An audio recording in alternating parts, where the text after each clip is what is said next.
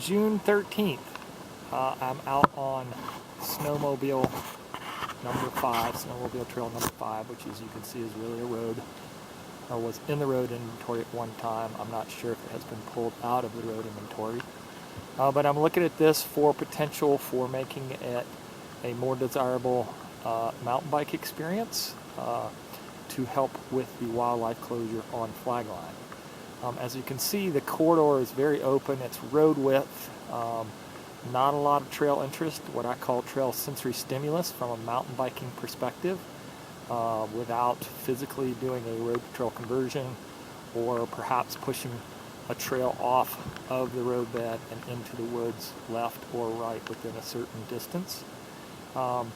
So yeah, we're just out looking at this as a possibility. Can it help solve that Flagline issue of not opening until August the 15th? And could it be a desirable experience? And the answer is that it could, but we would need to do a lot. Currently, it just doesn't have anything. There's no established tread. And basically, where there is a little bit of an established worn tread, it's in the dead center of the roadbed. It's very, very straight. It doesn't have meanders. It doesn't have a lot of that trail interest. In addition, as you can see, there are some pretty significant erosional problems, which is the case on a lot of these roads. You can see some water-based erosion damage that we're looking at through this area here. And the reason for that is obvious. You know, we've got a pretty significant downhill coming towards camera here with no water management whatsoever. And even though we don't get rain, we do have snowmelt, and snowmelt can cause that. So we see both soil loss, you know, in the form of these gullies on trail side or roadside.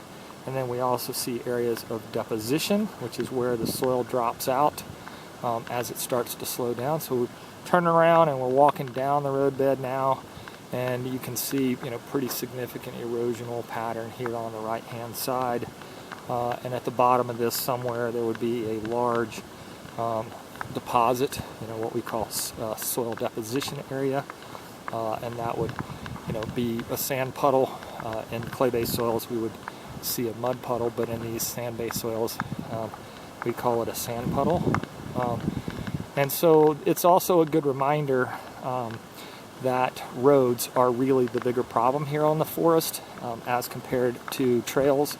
There's 900 miles of dirt trails on Deschutes National Forest compared to 9,000 miles of roads on Deschutes Forest. So from an impact standpoint, clearly roads are having a much larger impact.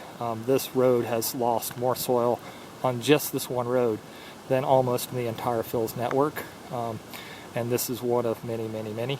And again, you can see, you know, here's that soil loss, and down at the bottom in that kind of open area, you can see that there's going to be some soil deposition there. So from a soil loss standpoint, no question roads are the bigger problem. From a wildlife impact standpoint, no question roads are the bigger problem.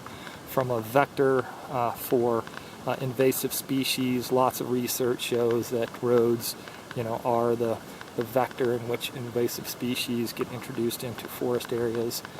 So the impact of roads on this forest are significantly higher than the trail impact, and that's not a debatable issue. That's a reality fact. You know, and so we need to look at that and start addressing that as we look at the sustainable trails mantra that we have currently. We can't just look at trails. We also have to look at roads. We're coming to a junction down here where there's a continuation of what we have been on, Snowmobile 5, and another road cutting off to our right. I don't think that is in the snowmobile program,